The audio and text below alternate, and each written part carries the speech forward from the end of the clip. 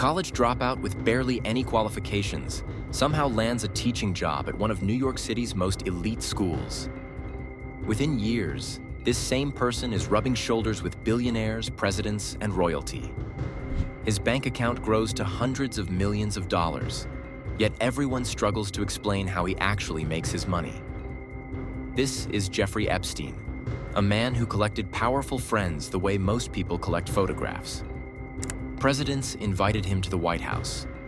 Princes flew on his private jet. Billionaires trusted him with their fortunes. But behind the expensive suits and private islands, something dark was happening. For decades, Epstein operated in plain sight, protected by his wealth and connections. How did he get away with it for so long? And what finally brought him down? Now we're tracing how this predator hidden behind high society rose from a working-class kid in Brooklyn to the corridors of power, and ultimately, to his downfall. Let's begin. Jeffrey Epstein grew up in a modest Brooklyn family. His father worked as a groundskeeper for the New York City Parks Department. His humble background seemed worlds apart from the elite circles he would eventually join. Yet this ordinary young man somehow landed a teaching position at the Dalton School, one of Manhattan's most prestigious private schools. His resume was completely empty of teaching credentials, and he had dropped out of college. How did he get hired to teach the children of New York's wealthiest families? From teaching, Epstein moved to Wall Street. By his late 20s, he was working at Bear Stearns. A 1980 Cosmopolitan feature called him a New York dynamo and financial strategist.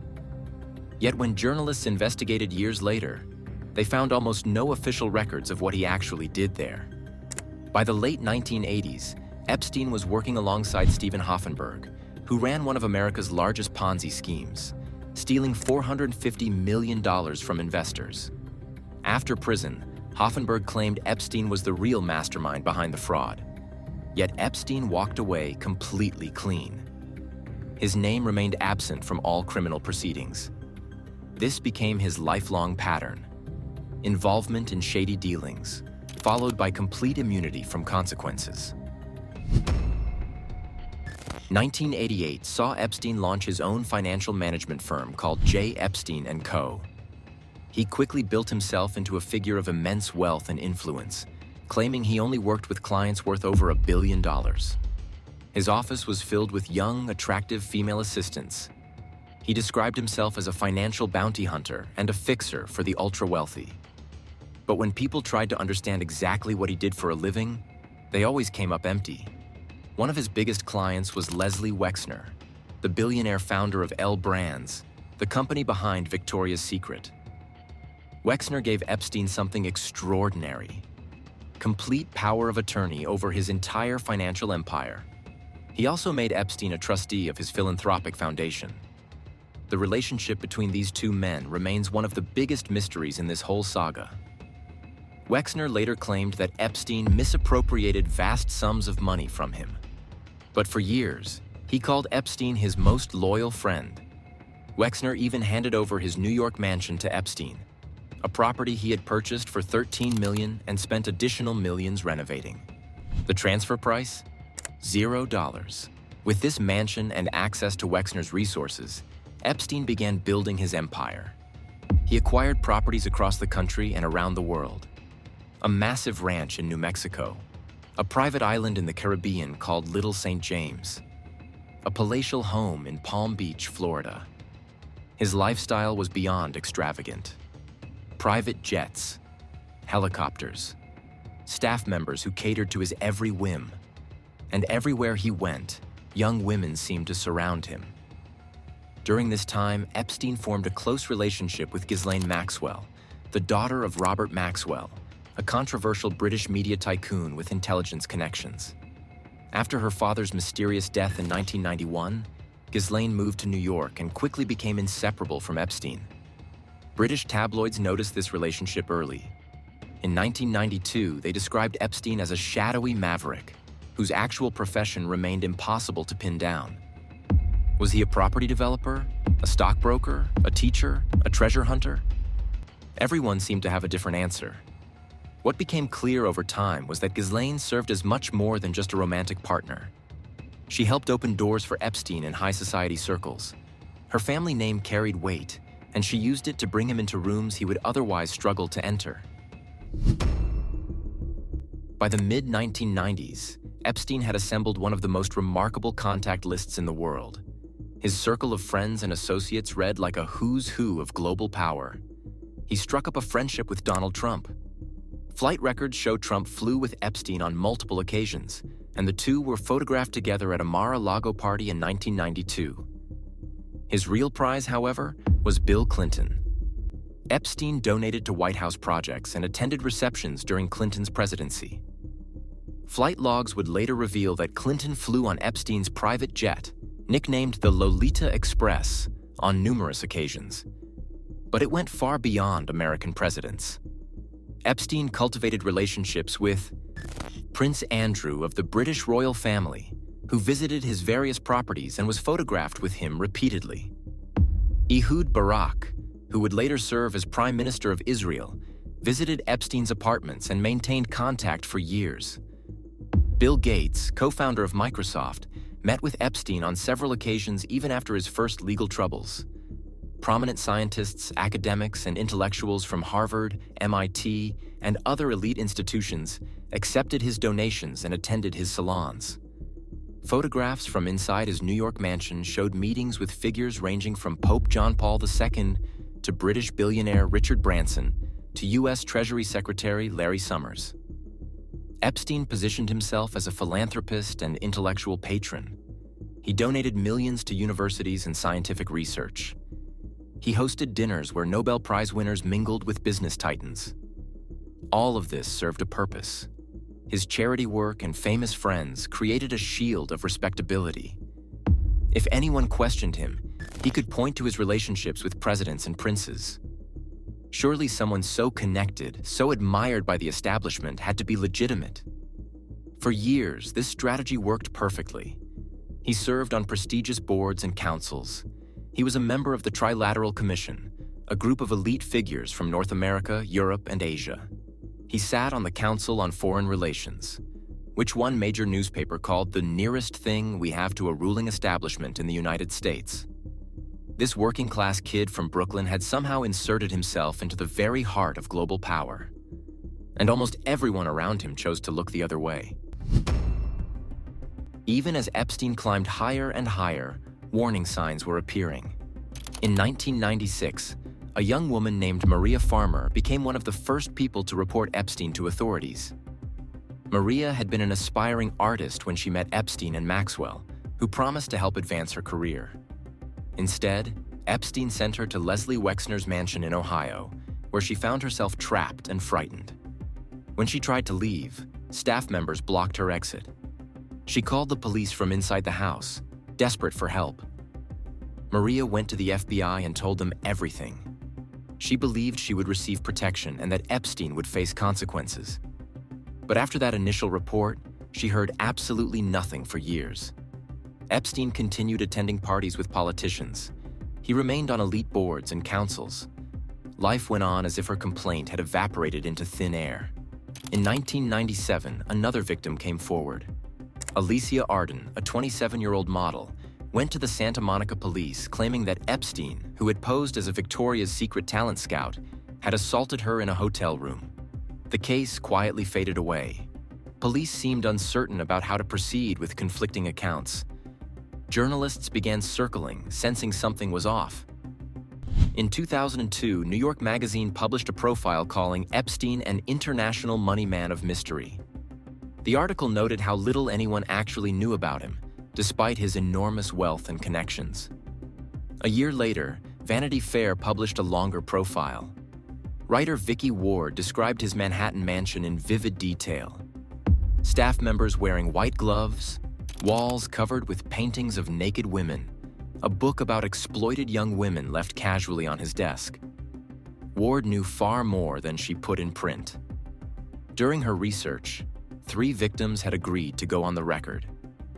But according to Ward, when Epstein learned about this, he threatened her directly. He showed up at Vanity Fair's offices and spoke with editors. Whatever was said in that meeting worked. The witness statements were removed from the final article. The victims were silenced. The story was sanitized. And Epstein walked away once again. Everything finally began to change in Palm Beach, Florida. Epstein had purchased a mansion there in 1990, located on what locals called Billionaires Row. The house was opulent yet disturbing. Former staff would later allege the entire property was fitted with hidden surveillance equipment. In 2003, Palm Beach Police Chief Michael Ryder started receiving troubling reports. Neighbors noticed that many young women were coming and going from Epstein's property at all hours. Then, in 2005, a mother called the police station with a specific complaint. Her teenage stepdaughter had been hired to give massages at Epstein's mansion. According to the mother, her daughter was then pressured into other things for larger payments. Detective Joseph Recaray took charge of the investigation. He spent months tracking down other young women with similar stories. The pattern was always the same. A friend would tell them they could earn easy money visiting a rich man. Sometimes Maxwell approached them directly on the street. The girls would go to Epstein's mansion expecting to give a simple massage. But once inside, things escalated. Many of these victims came from troubled backgrounds, broken families, history with drugs or alcohol. Some were in foster care. Epstein and Maxwell seemed to specifically target the most vulnerable. Detectives eventually identified dozens of victims. Many were willing to testify. The case appeared rock solid. But getting from evidence to actual charges proved incredibly difficult. Epstein's staff members either refused to cooperate or claimed they knew absolutely nothing.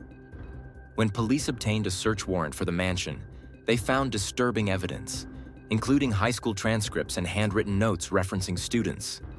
However, they also discovered that key video equipment was missing.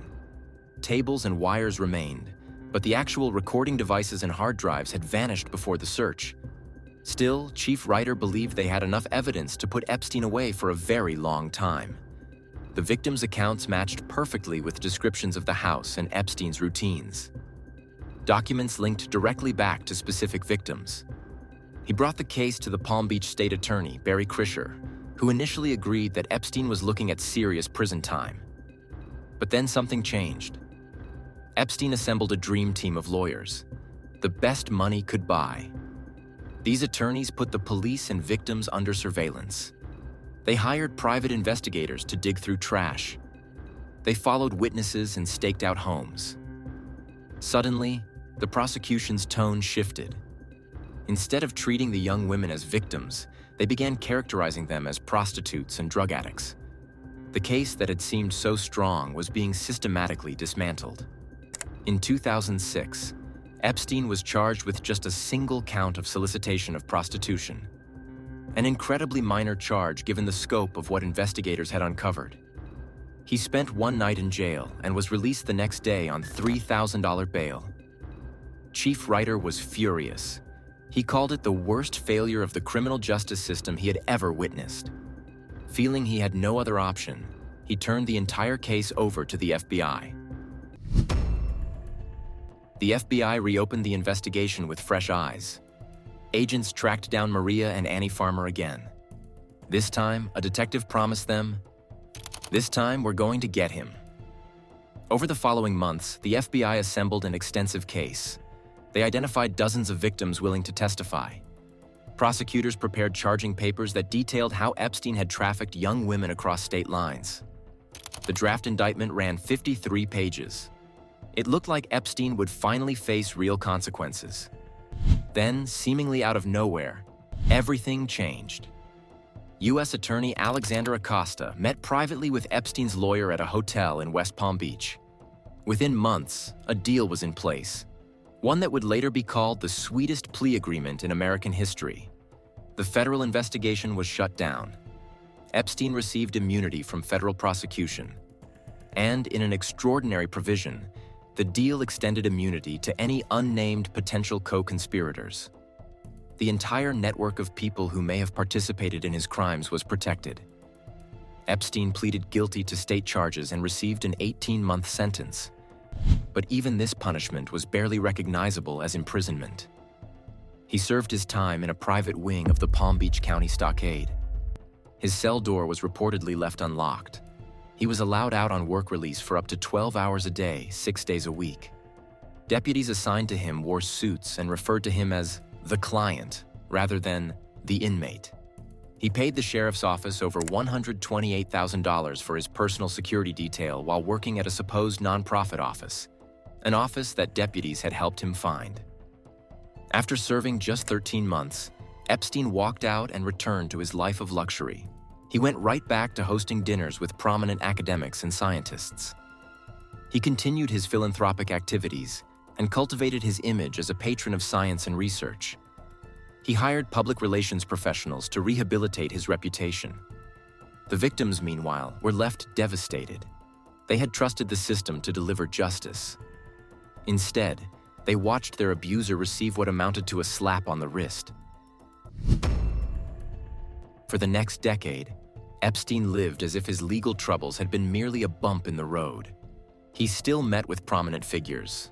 Bill Gates visited him multiple times. Prince Andrew was photographed walking with him through Central Park in 2010, a full year after Epstein had completed his sentence. Civil lawsuits continued to mount. Virginia Giuffre, one of his most prominent accusers, settled with Epstein in 2009 for approximately $500,000. But the criminal case seemed permanently closed. Then, in November 2018, the Miami Herald published a groundbreaking investigative series. Reporters Julie K. Brown and her team had spent months digging into the original prosecution and the suspicious plea deal. Their work brought renewed attention to the case and the dozens of victims whose stories had been buried. Public pressure mounted. Prosecutors in New York began building their own case, separate from the tainted Florida proceedings. On July 6, 2019, Jeffrey Epstein's private jet landed at Teterboro Airport in New Jersey. Federal agents were waiting for him.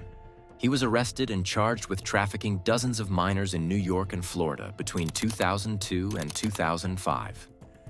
This time, his old plea deal could provide no protection. The New York charges were entirely new. FBI agents and NYPD officers smashed through the front door of his Manhattan townhouse with a sledgehammer. Inside, investigators discovered thousands of photographs. They seized computers and storage devices. The extent of what those files contained remains largely unknown to the public. Epstein was held without bail, deemed too much of a flight risk and danger to the community. After decades of enjoying complete freedom despite his crimes, he found himself trapped in a jail cell. Victims who had waited years for justice felt a glimmer of hope. Many came forward to testify. There was talk of Epstein cooperating with prosecutors, potentially naming the powerful individuals who had participated in his activities. The entire world watched and waited.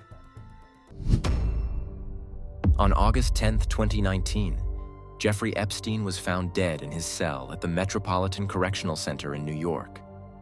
The news sent shockwaves around the world. His death was ruled a suicide by the official medical examiner.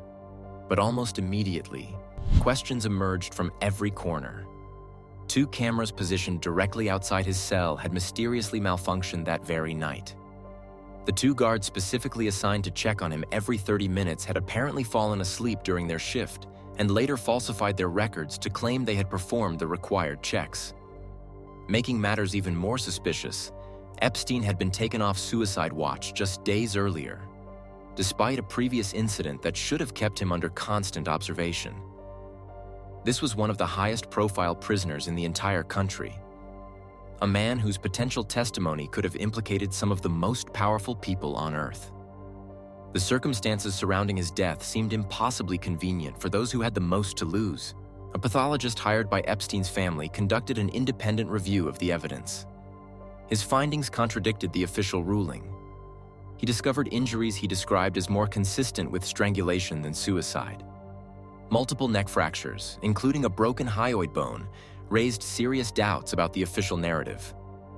This type of injury, according to medical experts, is extremely rare in suicidal hangings, but common in cases of homicidal strangulation. When the Justice Department finally released the prison surveillance footage, independent analysis revealed something troubling. The video had been stitched together from multiple sources. Portions appeared to be missing entirely. Questions about what had been edited or removed remain unanswered to this day.